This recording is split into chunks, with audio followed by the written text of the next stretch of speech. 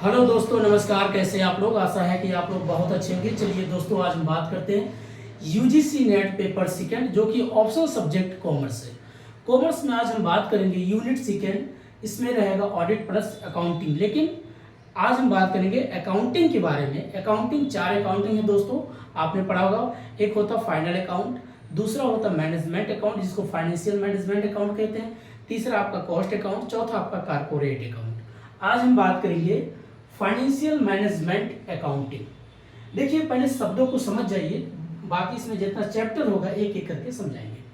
Financial means क्या होता है? जो आपके पास वित्त है, जो आपके पास कैश है। अब कैश जो आपके पास बैंक में पैसा है या आपके पास जो भी पैसा है, आपने किसी कंपनी से या फर्म से जो पैसा आपने कमाया है, उसको कैसे आप मैनेजमेंट करते हैं। एक कंपनी है, अगर वो व्यापार से जो पैसा कमाई है तो कैसे मैनेजमेंट करती है।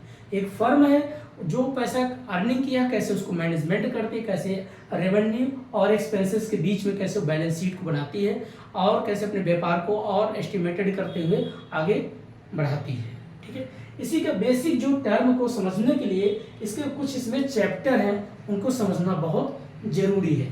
क्योंकि अगर आप मान लीजिए व्यापार चला रहे हैं, तो व्यापार जब आप चलाते हैं तो उसमें कई उसके फार्मूले होते हैं, अलग अलग फार्मूले होते हैं।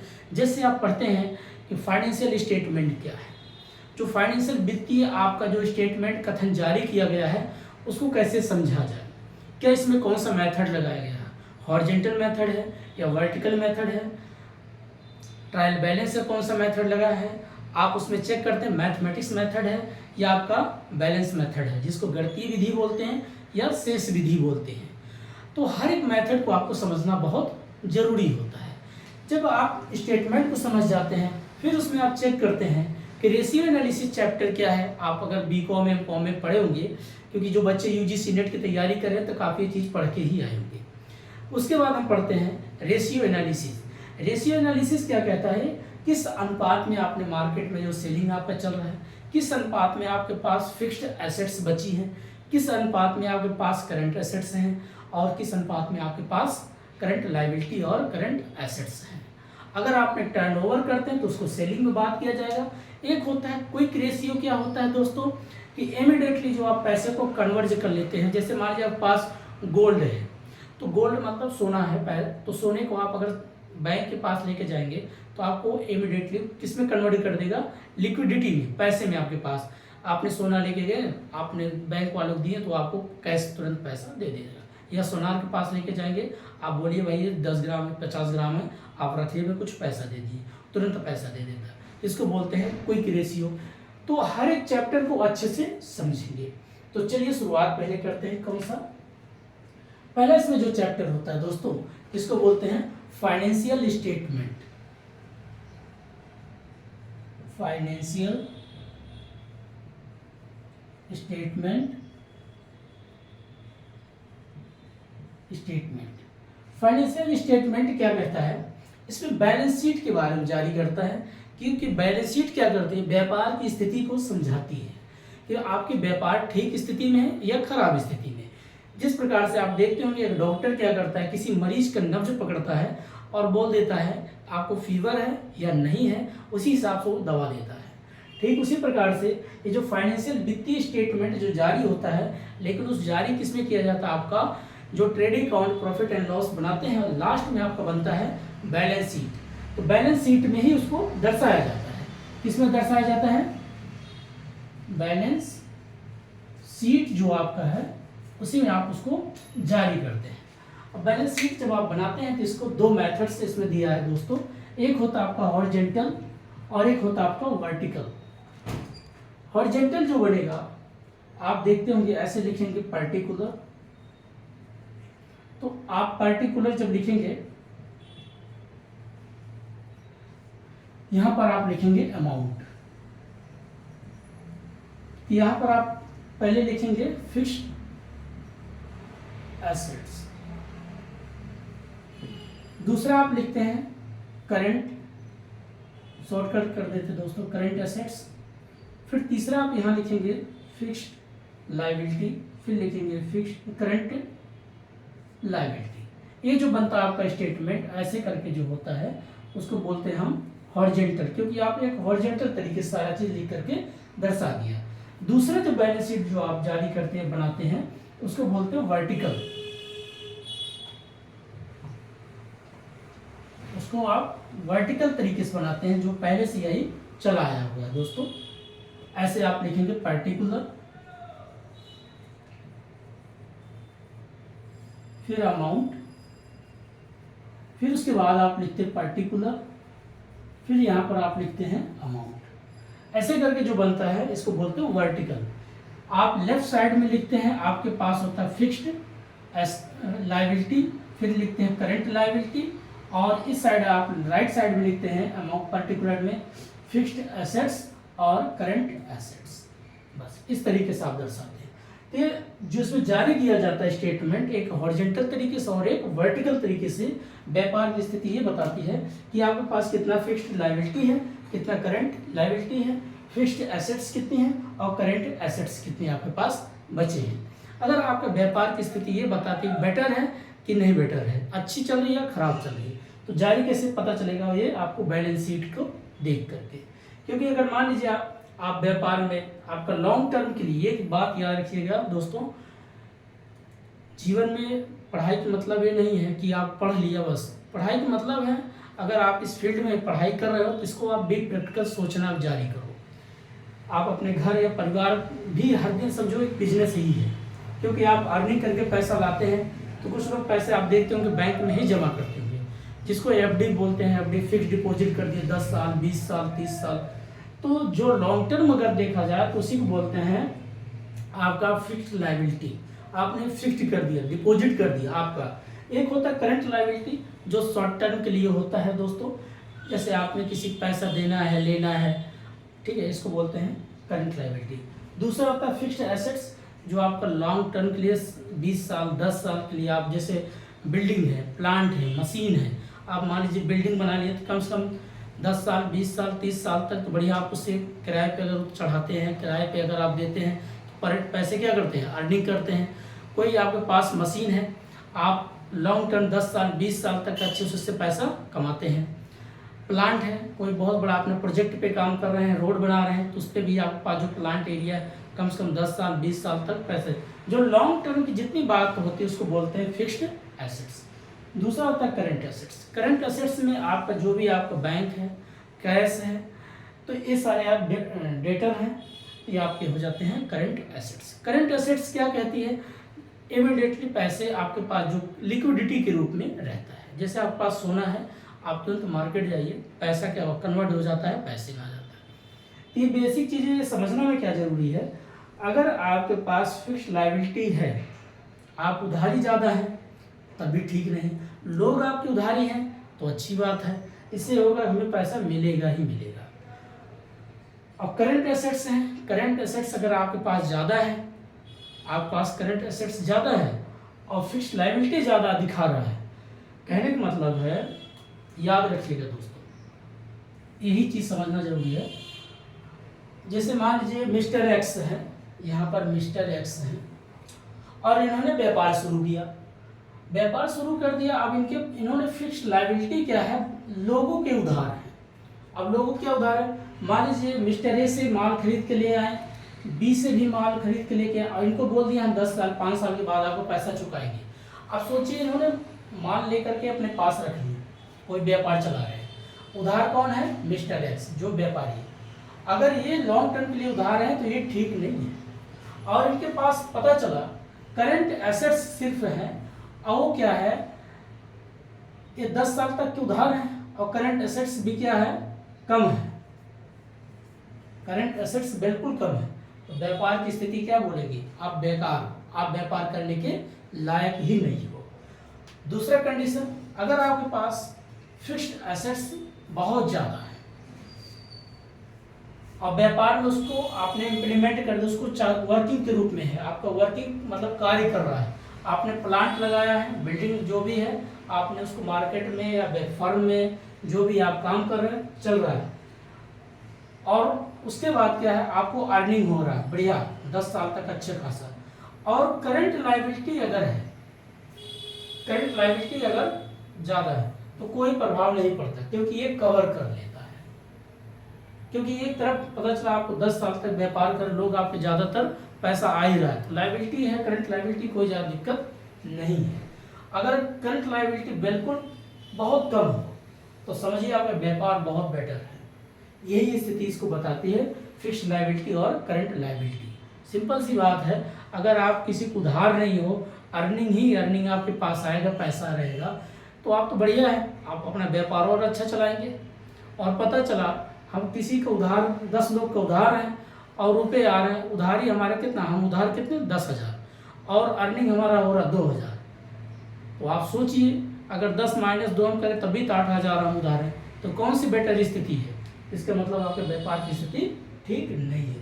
इसलिए फाइनेंशियल स्टेटमेंट बैलेंस शीट के माध्यम से हम समझते हैं, यही चीज़ होता है दोस्तों, और इसमें ज़्यादा आपको रिसर्च करने की ज़रूरत नहीं है। अब बात करते हैं दूसरा टॉपिक। अब दूसरा टॉपिक इसमें क्या रहेगा आपका, आता है रेशियो एनालिसिस। जब आप ये सारी चीज़ें समझ जाते हैं तो रेशियो एनालिसिस क्या कहती है, बैलेंस शीट को ही चेक करते हुए बोलती है। बैलेंस शीट को देखेगी, अब उसी को सवाल खड़ा करेगी, बोलेगी ठीक है भाई, कितना आपका टर्नओवर है, कितने आपके पास करंट एसेट्स हैं, कितना आपके पास करंट लायबिलिटी है। तो दूसरा टॉपिक क्या शुरू होता है, रेशियो एनालिसिस।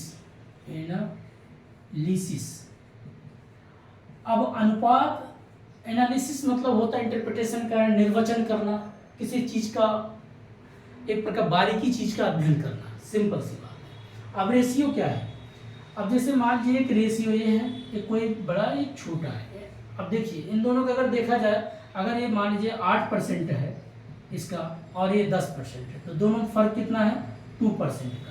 ए और बी में कितने का अनुपात दिख रहा है, 2% का। तो व्यापार के पर्पस हमें क्या समझना है कि मान लीजिए बैलेंस शीट हमारे पास है, बैलेंस शीट जो है व्यापार की जो स्थिति दर्शाती है, एक तरफ आपका फिक्स्ड लायबिलिटी है और एक तरफ आपका करंट लायबिलिटी है, और इधर आपका फिक्स्ड एसेट्स हैं और एक तरफ आपका करंट एसेट्स। इन्हीं दोनों के बेस पे क्या करता है रेशियो एनालिसिस, क्या करता है, चेक करता है। अगर आपके पास करंट एसेट्स की मात्रा ठीक ठाक है, अच्छे पैसे आपके पास बैंक में हैं और आपने उधारी भी ज़्यादा ले रखे हैं, इसकी मात्रा एक प्रकार से अगर देखा जाए, चलिए हमारे पास 50% है और उधारी आप पता चला 100% है, तो क्या व्यापार की स्थिति अच्छी बताएगी? नहीं। तो रेशियो एनालिसिस क्या कहती है, हमें किस चीज़ पे काम करना चाहिए। तो पहला इसमें जब रेशियो एनालिसिस में क्या क्या आपका आता है कि पूछेंगे working capital, working capital ratio बताइए, टर्नओवर बताइए, टर्नओवर रेशियो बताइए, ठीक है, गेयरिंग रेशियो बताइए। ये क्या करता है, ये फार्मूले हैं, बेस होते हैं, इसके आधार से हम क्या करते हैं, व्यापार की स्थिति को बेटर करने के लिए ये फार्मूले लगाते हैं। टर्नओवर मींस आपने कितना बिक्री किया है, कितना आपने बिक्री कर रहे हैं, व्यापार आपका कैसा चल रहा है, टर्नओवर कैसा चल रहा है। अब टर्नओवर में क्या, आपने बिल्डिंग कितना बेचा, आपने प्लांट को कितने और मार्केट में सर्कुलेट करके बिक्री करे, आपने बिल्डिंग बिक्री कर रहे हैं, प्लांट बेच रहे हैं, जो भी अस्थायी संपत्ति है फिक्स्ड है, तो पूछेगा कितने का आपका बिक्री हो रहा है। तो अगर फिक्स्ड एसेट्स होगा तो क्या करेंगे हम, सेल्स अपॉन, आप लिखेंगे इसका formula sales upon fixed assets, जो भी आपके पास ये फार्मूला लगाए, इससे क्या निकालेंगे, कितना बिक्री है और किस रेशियो में बिक्री किया जा रहा है। ऐसा तो नहीं है आप बिक्री ज़्यादा कर रहे हैं, मार्केट में रेट कम है, और पता चला मार्केट में रेट कम है आप ज़्यादा दिखा रहे हैं, और कभी कभार पता चला मार्केट में रेट ज़्यादा है आप कम दिखा रहे हैं। इससे दो चीज़ चेक किया जाता है कई, क्योंकि लोग इससे ब्लैक मनी का भी धोखाधड़ी करते हैं, सरकार को धोखा देते हैं, टैक्स की चोरी करते हैं। इसीलिए जो फार्मूला होता है ये दोनों पक्ष की बात करता है, एक तरफ आम जनता की, सरकार की, क्योंकि पब्लिक बोलते हैं उसको, कि भाई ऐसा ना हो कि बहुत से बड़े बड़े व्यापारी होते फार्मूला गलत तो नहीं इस्तेमाल कर लिया। अब पता चलो फार्मूला गलत इस्तेमाल अगर करेगा तो गलत ही रेशियो बताएगा, सही फार्मूला लगाएगा तो सही रेशियो बताएगा। इसीलिए रेशियो एनालिसिस क्या करती है, व्यापार की स्थिति की जायजा लेती है, चेक करती है कि फार्मूला सही लगा है, टर्नओवर रेशियो लगाया कि नहीं, गेयरिंग रेशियो लगाया कि नहीं, वर्किंग कैपिटल सही दिखा रहा कि current assets minus current liability क्या ठीक है।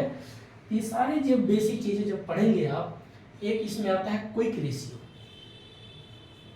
क्विक रेशियो क्या होता है दोस्तों, आप देखते हैं क्विक किसको बोलते हैं। क्विक मतलब जो जल्दी किसी चीज को जल्दी में कन्वर्ट हो जाए। जैसे आप मान लीजिए बैंक है, बैंक में आप जाएंगे, फटाक से आपके पास क्या होता है, पैसा विड्रॉ करेंगे आ जाएगा। क्या आपके पास गोल्ड है, तो गोल्ड अगर है, सोना है, आप किसी सोनार के पास जाइए, तुरंत दीजिए, पैसा कन्वर्ट कर लीजिए, इसको बोलते हैं क्विक रेशियो। लेकिन क्विक रेशियो के इसका मतलब क्या है, ये भी चेक करता है कि आपने क्विक रेशियो का जो अनुपात में फार्मूला यूज किया है, तो पूछेंगे, अब पता चले फार्मूला आप दिखा रहे नहीं, मैंने फिक्स्ड एसेट्स में दिखा रहा हूँ, तो गलत जाए, आप क्या कर देगा, गलत दिखाएगा। क्योंकि क्विक मतलब क्विक की जगह होना चाहिए। अगर बैंक के साथ बैंक के साथ, गोल्ड के साथ गोल्ड के साथ, कैश के साथ कैश के साथ, अब ना स्टॉक के साथ स्टॉक के साथ, प्री एक्सपेंसेस है तो उसके साथ नहीं। तो बाकी जो उसमें बेसिक चीजें इसमें इंक्लूड है, वही शब्दों को जोड़ते ही आप अनुपात लगाइएगा। मेन कहने का मतलब है, रेशियो एनालिसिस का बेसिक टर्म क्या होता है, आपने जो व्यापार चला रहे हैं, क्या वो फार्मूला आपने लगाया है। अगर वो फार्मूले के आधार से आप अपना व्यापार चला रहे हैं, तो आपके व्यापार की स्थिति सही ही बताएगा। अगर आप गलत फार्मूला लगा के टैक्स की चोरी करना चाहेंगे, तो गलत ही उसमें आंसर आएगा, भले आप दिखाना, लेकिन इससे क्या धोखाधड़ी आप कर सकते हैं, सिर्फ टैक्स की चोरी कर सकते हैं और कुछ नहीं। ये जो होते हैं वो सारी चीजें बारीकी अध्ययन करके वो चेक करता है। तो ये होता है आपका रेशियो एनालिसिस, इसमें आप पढ़ेंगे आगे जाके, यही सारा रहेगा। वर्किंग कैपिटल क्या है, उसके बाद टर्नओवर क्या है, गेयरिंग रेशियो क्या है, क्विक रेशियो क्या है, करंट एसेट्स रेशियो क्या है, कंट्रीब्यूशन क्या है, ये बेसिक चीज़ इसमें होते हैं। मगर इसका बेसिक आधार यही था, बैलेंस शीट को चेक करता है और किस अनुपात में अपना व्यापार चला रहे, कौन सा फार्मूला लागू किया है। ठीक है, जब ये चैप्टर आपका कंप्लीट हो जाता है दोस्तों, आज एक चैप्टर का सिर्फ बारीकी से डिफाइन करते हुए समझा रहे हैं। ये चैप्टर जब आपका कंप्लीट हो जाएगा, फिर नेक्स्ट चैप्टर आपका शुरू होता है cash flow. Cash flow, cash flow means क्या होता है, आपके पास जो पैसा है किस प्रकार से फ्लो कर रहा, मार्केट में कैसे चल रहा है, कैसे चल रहा है मतलब, जी हाँ, अभी व्यापारी है वो चेक करता है ना कि मेरा पैसा ऑपरेटिंग अच्छा हो रहा है, या इन्वेस्टिंग में अच्छा खर्च हो रहा है, या फाइनेंसिंग में अच्छा खर्च हो रहा है। इसके समझने के लिए हम कैश फ्लो का इसका मेथड होते हैं बेसिक तीन, एक होता है डायरेक्ट मेथड और एक होता है इनडायरेक्ट मेथड। डायरेक्ट मेथड में क्या करता है, हर एक स्टेटमेंट को तो हमें दर्शाना पड़ता है, लगभग हजारों उसमें स्टेटमेंट, बारीकी चीज को समझाना। लेकिन इनडायरेक्ट मेथड क्या करता है, व्यापार के नेट प्रॉफिट ले लेता है, नेट प्रॉफिट लेगा ऐसे, और बाकी इसमें जो भी आपका ऑपरेटिंग, इन्वेस्टिंग, फाइनेंसिंग का है उसमें ऐड करता चला जाएगा, और जो आपका मतलब जो पैसा आएगा ऐड करेगा, जो पैसा जाएगा उसको लेस करेगा। ये नेट प्रॉफिट में ही इसको ऐड किया जाता है। ठीक है, लेकिन जो इसमें बेसिक टर्म क्या पढ़ेंगे, तीन पढ़ते हैं। एक होता ऑपरेटिंग, और एक होता है इन्वेस्टिंग, और एक होता है आपका फाइनेंसिंग।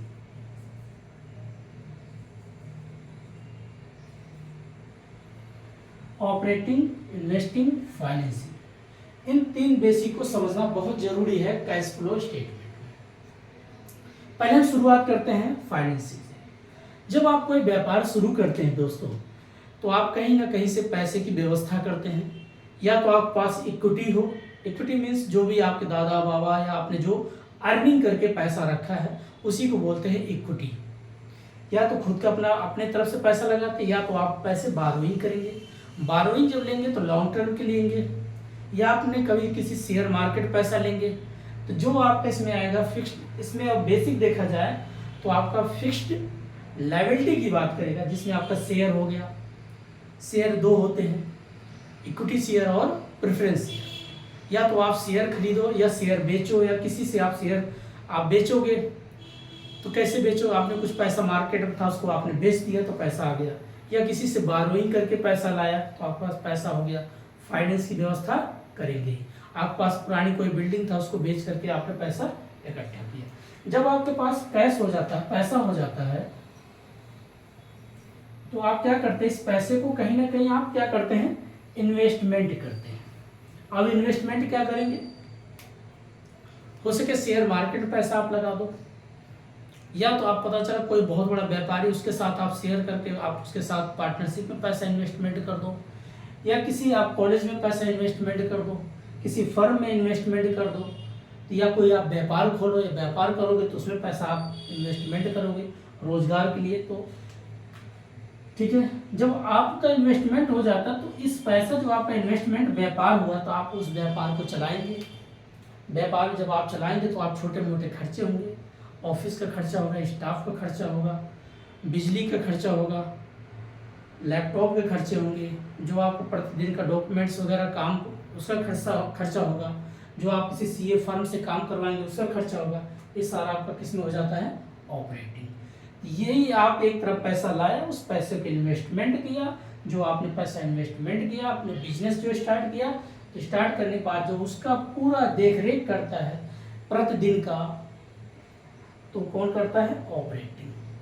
तो आपने पैसा लगाया, फिर इन्वेस्टमेंट किया, उसको कैसे चलाया जाए, ये करता है ऑपरेटिंग, मतलब चलाना। अगर आप बेटर तरीके से चलाते हैं, अच्छे तरीके से देख रेख करते हैं, तो आपका व्यापार अच्छा है। तो यही बताएगा आपका पैसा किस तरीके से मार्केट में सर्कुलेट कर रहा है, कैश का कैसे फ्लो चल रहा है, इंक्रीज अवस्था में या डिक्रीज अवस्था में है। अब इंक्रीज का मतलब क्या है, ठीक है आपने कोई चीज 10 रुपये खरीदा था, आप उसने 15 रुपये में बेचा, तो चलिए 10 रुपये आपका कॉस्ट प्रिंसिपल वैल्यू निकल गया और 5 रुपये आपके पास ब्याज आपका प्रॉफिट मिल गया। तो आपका इंक्रीज ही अवस्था बताएगा। आप पता चला आप 10 की वस्तु थी, उसको आपने 10 में बेच दिया, तो आपको ना तो लॉस हुआ और ना ही प्रॉफिट हुआ। पता चला तीसरी अवस्था, आपने 10 की वस्तु थी, उसको आप 9 रुपये में बेच रहे हैं, तो आपकी व्यापार की स्थिति खराब चल रही है। तो ये क्या करता है, कैश की स्थिति की बात करता है, भैया आपने व्यापार कैसे चला रहे हैं, कैसे आपका कैश का फ्लो हो रहा है, मार्केट में कैसे आपका पैसा सर्कुलेट हो रहा है, कैसे चल रहा है। ये बेसिक इसका आधार होता है। इन्वेस्टिंग में ज़्यादातर चीज़ें आपका इन्वेस्ट ही करना, जैसे आप देखते हो प्रतिदिन मैंने कुछ पैसा फिक्स्ड डिपॉजिट कर दिया, या मैंने कुछ पैसे मार्केट में डिपॉजिट कर दिया, मैंने किसी के साथ मिल करके व्यापार में लगा दिया, उसको ही बोलते हैं इन्वेस्टिंग। ऑपरेटिंग मीन्स होता है जो आपने पैसा लगाया तो उसको आप बार बार देखते हो, किसी के व्यापारी के साथ अब जब आप पैसा लगाते हैं तो आप भी उसके साइड बाइड क्या करते हैं, चेक करते रहते हैं, व्यापार की स्थिति के जायजा लेते रहते हैं कि सही चल रहा है गलत चल रहा है। ऐसा तो नहीं पता चला मैं पैसे लगा दिया मुझे प्रॉफिट ही ना हो, कल पता चला व्यापार डूब जाए या दिवालिया घोषित हो जाए तो मेरा पैसा भी डूब जाएगा। बार बार आप भी ऑपरेट करते रहते हैं, चेक करते हैं। ये इसका बेसिक आधार होता है। जब आप कैश फ्लो स्टेटमेंट समझ जाते हैं तो अगला टॉपिक हम पढ़ते हैं फंड फ्लो। सेम तरीका यही है, बस उसमें क्या तो फंड मतलब कोष प्रवाह, कहाँ से आप पास पैसा आया है और कैसे पैसा खर्च होता है, उसमें बेसिक चीज़ क्या पढ़ते हैं हम। अगला टॉपिक हो जाता है फंड फ्लो। फंड फ्लो इसमें क्या होता है दोस्तों, फंड फ्लो मतलब इसमें दो बेसिक चीज को समझना होता है। एक होता है स्रोत जिसको बोलते हैं सोर्स, और एक आपका खर्च जिसको बोलते हैं एप्लीकेशन, इसको बोलते हैं सोर्स, सोर्सेस, और इसको बोलते हैं एप्लीकेशन। एप्लीकेशन मीन्स होता है जो आपने पैसा खर्च कर रहे हैं। सोर्स कहाँ से पैसा आएगा, मान लीजिए आपने आप अपना व्यापार चला रहे हैं, किसी को आपने कुछ पैसे उधार दिए हैं और वो पैसा उधार के बजाय ब्याज पे दे रखे हैं, तो आपके पास क्या आएगा, ब्याज आएगा, इंटरेस्ट आएगा। जब आपके पास ब्याज आएगा तो ये आपका स्रोत हुआ कि नहीं हुआ। आप कहीं जॉब कर रहे हैं, पैसा आपके पास आया, सैलरी आया, वेतन आया, तो आपके पास क्या हुआ, सोर्स वर्क नहीं हुआ। अब यही चीज़ आप पलट दीजिए, आपने किसी से ब्याज पे पैसा लिए हैं, आप उसको पेमेंट कर रहे हैं, तो आपके पास से क्या हो जाएगा, पैसा गया, भुगतान कर रहे हैं, तो आपके पास पैसा खर्च हो गया। आपने कहीं सैलरी पाया है और पता चला आपके अंडर में कोई काम कर रहा है, उसको आप सैलरी वेतन भुगतान कर रहे हैं, वेतन क्या कर रहे हैं, देना है, दे रहे हैं, तो आपके पास से क्या हो रहा है, पैसा जा रहा है। बस इसमें क्या हो रहा है, फंड मतलब जो आपका कोर्स है, पैसा है, कैसे एक तरफ स्रोत हो रहा है और कैसे एप्लीकेशन होता है। ठीक है, इसमें आपको बेसिक चीज़ें समझने के लिए फिर वही बार बार balance sheet, fixed liability, current liability, fixed assets, current assets, उसको समझना है। अब उसमें आप मान लीजिए लॉन्ग टर्म के लिए आपकी शेयर मार्केट में पैसा आपने लगाया है और आपको शेयर में आपने पैसा लगाया, उस शेयर को आप बेच देते हैं, तो आपके पास जब बेचते स्रोत हुआ कि नहीं हुआ, पैसा है। दूसरे में आपने किसी को शेयर खरीद रहे हैं, तो आपके पास से पैसा जा रहा है कि नहीं जा रहा है, तो आप देखिए आपको बार बार बैलेंस शीट को समझना पड़ेगा। अगला बात है, आपने किसी से पैसे उधार लिए हैं, तो आप उधार लिए तो आपके पास पैसा आया है, अब आपने किसी को पैसे उधार दिए तो आपके पास से पैसा गया है। ये क्या कहता है हमेशा, फंड फ्लो कब इंक्रीज होता है, कब डिक्रीज होता है। तो इंक्रीज की अवस्था में ऐड करिएगा, डिक्रीज की अवस्था में माइनस करिएगा, और इसमें ज़्यादा कुछ सोचने की जरूरत नहीं होती है। अब अगला टॉपिक इसमें हम बात करेंगे, क्या पढ़ाया जाता है दोस्तों, फंड फ्लो के बाद हम पढ़ते हैं बजटरी कंट्रोल। कौन सा topic, budgetary control. Budgetary control क्या होता है, जो आप बजट बनाते हैं, जैसे आपने एक तरफ लिखते होंगे रेवेन्यू, आय, और एक तरफ आप लिखते हैं व्यय। यही चीज इसमें कह रहा है, एक तरफ आपका इनकम हो रहा है और एक तरफ आपका एक्सपेंसेस हो रहा है। ध्यान से देखिए, जब आपका आय होता है और व्यय होता है, अगर आपकी आय बहुत अच्छी है, अच्छी चल रही है, बहुत बढ़िया आपकी आय बढ़ रही है और एक्सपेंसेस कम है, तो ये बोलेंगे इसका मतलब आप अपने व्यापार को अच्छा मेंटेन कर रखा है। लेकिन कभी कभी ये भी देखा जाता है आपकी आय बहुत कम है, एक्सपेंसेस ज़्यादा हो रहा है, इससे पता चलता है आपकी व्यापार की स्थिति ठीक तो है, लेकिन आप एक्सपेंसेस, हो सकता है महंगाई ज़्यादा आ गया हो। जो पेन कभी हम बनाने में हमारी कॉस्ट इसमें 10 रुपया लगती थी, आज 15 रुपया लग रहा है, इसलिए इसमें खर्चा ज़्यादा बढ़ रहा है, और जब ज़्यादा खर्चा होगा तो आय आपकी कम हो जाएगी। इन्हीं के क्या करती है, एक्सपेंसेस और व्यय को बजटरी कंट्रोल क्या करती है, कॉस्ट को मेंटेन रखती है। कॉस्ट मतलब लागत, जो अगला चैप्टर इसमें पढ़ेंगे, कॉस्ट कंट्रोल बोलते हैं।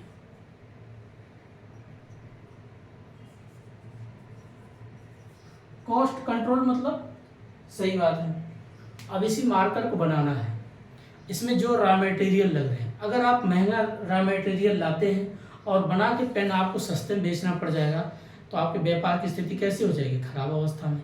आपने पता चला रॉ मटेरियल थोड़ा सस्ते में पड़ गया और अच्छा बनाया, आप महंगा करके बेच रहे हैं, लेकिन देश के लिए ठीक नहीं है। तो कहा जाता है कि आपने एक ऐसे ही अनुपात में लाइए, फिर आपका रेशियो एनालिसिस लगेगा कि आप ठीक है टर्नओवर करिए, बिक्री करिए, फिक्स्ड एसेट हो या करंट एसेट हो या फिक्स्ड लायबिलिटी हो या करंट लायबिलिटी हो, आप एक मैनेज करिए, बैलेंसिंग अप्रोच में करिए, एक कंट्रोल व्यू में करिए कि ठीक है रॉ मटेरियल लाए अच्छी क्वालिटी, आप अच्छी क्वालिटी बनाइए, अच्छी रेट लगा के मार्केट में बेचिए। इससे क्या होता है, ना आपका नुकसान होगा, ना सरकार पे ज़्यादा इफेक्ट पड़ेगा।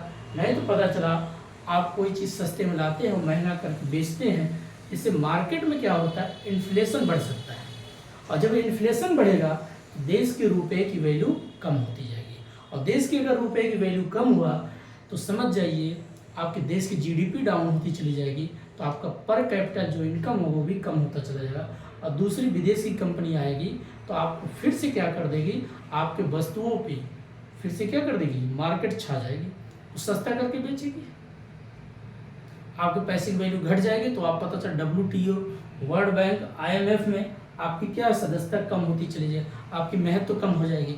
इसलिए रुपए की वैल्यू भी बढ़ाना है, देश की वैल्यू भी बढ़ाना। सोचिए, इसलिए बजटरी कंट्रोल क्या करती है, कॉस्ट कंट्रोल क्या करती है, आय और एक्सपेंसेस को मैनेज करती है। इसलिए इसका नाम ही पड़ा है बजटरी कंट्रोल, उसको कैसे नियंत्रण में लाया जाए, इसलिए इस टॉपिक को पढ़ा जाता है। जब ये टॉपिक आपका कंप्लीट हो जाता है तो हम अगला पढ़ते हैं break even point. Break even point दोस्तों, ब्रेक इवन पॉइंट क्या होता है? जैसे 2 रुपए की वस्तु है, हमने 2 में ही बेच दिया, क्या इसमें कोई फर्क दिखा? नहीं। 2 रुपए की वस्तु है, मैंने उसको 4 रुपए में सेल्स किया, बिक्री किया। तो आप सोचिए, मैंने 2 की वस्तु उसको 4 में बेचा, मेरा कितना 2 रुपया प्रॉफिट हुआ। लेकिन ब्रेक इवन पॉइंट ये कहता है, जैसे अभी हमने बजटरी कंट्रोल पढ़ा, सेम इसी प्रकार से रुपए की जो रेट है मार्केट में, जो पैसे की कीमत चल रही है किसी वस्तु की, उसी ही रेशियो, उसी अनुपात में ही सेलिंग होना चाहिए, ना तो मैक्सिमम हो और ना ही कम हो। लेकिन ब्रेक इवन पॉइंट 2 इसमें बात करता है एक वेरिएबल, एक अनवेरिएबल, एक उचित और एक अनुचित। वेरिएबल का मतलब क्या है? ठीक है भाई, हमने 2 की चीज़ थी, हमने 4 बेचा, तो हम कहेंगे हमारे लिए फायदा है। बट क्या होता है, अगर इसी 2 की चीज़ को हमने 3 में बेचते हैं, कोई नुकसान नहीं है। अगर जैसे 2 की वस्तु 4 बजाय 6 में बेच रहे हैं, ये फिर से नुकसान करेगा। क्या नुकसान करेगा? कॉस्ट की कीमत बढ़ाएगा, पैसे की वैल्यू कम होता जाएगा, और देश की जो आप फिर से GDP की बात होगा, आपके रुपए की वैल्यू कम हो जाएगा डॉलर की अपेक्षा। तो आपको बहुत क्या करना होगा, आपको अपनी GDP को मजबूत करने के लिए क्या करना होगा, प्रोडक्शन को अच्छा करना होगा। आप RBI तो क्या करेगी, उस इन्फ्लेशन को कंट्रोल करने के लिए repo rate, reverse repo rate पे उसको बार बार काम करना पड़ेगा। कभी रेट बढ़ाएगा, कभी घटाएगा। गवर्नमेंट भी क्या होती है, इससे परेशान हो जाती है। इसलिए जो ब्रेक इवन पॉइंट क्या करता है, आपकी जो किसी वस्तु को बनाने के लिए कितनी कॉस्ट आती है और उसको बिक्री का कितनी कॉस्ट आती है, गुड्स ऑफ सोल्ड कितनी कॉस्ट आती है, ये सारा मेथड इसमें है ब्रेक इवन पॉइंट, जो कि इसमें रुपए में और प्लस सेलिंग में दिखाया जाता है। इस चैप्टर की बात ये करता है। ये बेसिक इसके जो टर्म होते जब आप समझ जाते हैं दोस्तों, उसके बाद एक होता है जॉब कॉस्टिंग। एक चैप्टर आता है job costing. Job costing means क्या होता है, जिसको बोलते हैं एक प्रकार से प्रक्रिया लागत। आप देखते होंगे जैसे फर्स्ट टाइम जब इस पेन को रॉ मटेरियल लाया था, लाने के कितना खर्चा आया, जब ये बन गया तो इसको बनाने में कितना खर्चा आया, फिर इसको जो लास्ट मार्केट बेचने गया विज्ञापन पे कितना खर्चा है, जिसको बोलते हैं प्रक्रिया लागत या जॉब कॉस्टिंग। अब मान लीजिए पहले यहाँ पर मटेरियल आया, अब इस मटेरियल को लाने में कितना खर्चा, मटेरियल बनने के बाद जो पेन बन गया, अब इस बनाने में इसमें कितना खर्चा गया। ये फर्स्ट स्टेज, ये सेकेंड स्टेज। थर्ड स्टेज होता है जब आप पैकिंग कर देते हैं इसको, जब आप बिक्री करते हैं तो इसको बोलते हैं कॉस्ट ऑफ गुड्स सोल्ड, कितना इसमें लागत है, इसको बोलते हैं जॉब कॉस्टिंग। उसको बेचने तक का कितना कॉस्ट आया है या लागत आया है। ये बेसिक चीजें इसीलिए कहता हूँ फाइनेंशियल वित्तीय स्थिति जो आप कैसे उसको मैनेजमेंट करेंगे, ये बेसिक आपका चैप्टर को समझना बहुत जरूरी होता है। एक लास्ट में और रह गया दोस्तों, जिसको बोलते हैं marginal costing. Marginal costing, marginal costing मतलब होता है एक सीमांत लागत कितनी होनी चाहिए, एक मैक्सिमम कितना होना चाहिए। सीमांत लागत जैसे आपने देखा होगा, अगर इकोनॉमिक्स चैप्टर में आप पढ़े होंगे तो उसमें होता था एक इंक्रीज अवस्था, कांस्टेंट अवस्था और डिक्रीज अवस्था। अब कोई गाड़ी आपके पास है, इसको यहाँ समझाते हैं दोस्तों अच्छे से। जैसे आपने कोई नई बाइक खरीद के लेके आया, तो शुरुआत में उसकी कॉस्ट बहुत कम होती है, लेकिन एवरेज और मार्जिन बहुत अच्छी होती है, जो कि डायग्राम ऐसे बनता है दोस्तों। अगर आपने इकोनॉमिक्स पढ़ा होगा ऐसे, पहली अवस्था क्या करती है, इंक्रीज होती है, तो आपको हमेशा इंक्रीज अवस्था में इसमें आपकी कॉस्ट बहुत कम होती है। दूसरी अवस्था में जितनी की गाड़ी की कीमत आ गई उतनी ही कॉस्ट लग रहा है। तीसरी अवस्था में क्या हो जाती है, आपकी कॉस्ट ज़्यादा हो जाती है, लेकिन वो रेवेन्यू और प्लस आपकी जो बेनिफिट देता है वो कम हो जाता है। यहाँ पर कम घटने लगता है। जैसे व्यक्ति है, आप देखते होंगे जब 10 साल 15 साल 30 35 साल तक एकदम बढ़िया से इंक्रीज अवस्था में, उसके बाद 35 से 50 के बीच में कॉन्सेंट में चलता है, ठीक है, मेंटेन रख लेता है। उसके बाद जैसे 50 क्रॉस करता है, धीरे धीरे उसकी अवस्था घटने लगती है। यही जो बनता है आपका मार्जिनल कॉस्ट। मार्जिनल कॉस्ट मतलब है कि अगर आपका टोटल कॉस्ट ऐसे है, टोटल कॉस्ट है, एवरेज अगर उठेगा तो ऐसे गिरेगा। मार्जिनल क्या करता है, इससे पहले उठता है और इससे पहले ही माइनस में जाता है, इसको बोलते हैं मार्जिनल कॉस्ट। ये इसको पूरा जो फार्मूला है तो समझने के लिए एक प्रकार से इकोनॉमिक्स का अगर आप बेसिक चैप्टर पढ़ा है तो इसी पे निर्भर करता है, ठीक है। तो आज इतना ही था फाइनेंशियल स्टेटमेंट अकाउंटिंग के एक चैप्टर हमने सिर्फ डिफाइन किया। कल हम बात करेंगे, पहला चैप्टर बात करेंगे रेशियो एनालिसिस पे, कुछ फार्मूले हैं उसको समझाएंगे, छोटे छोटे वीडियो आपको क्लिप मिलते रहेंगे। तो आज का दोस्तों इतना ही है, तब तक के लिए नमस्कार, जय हिंद।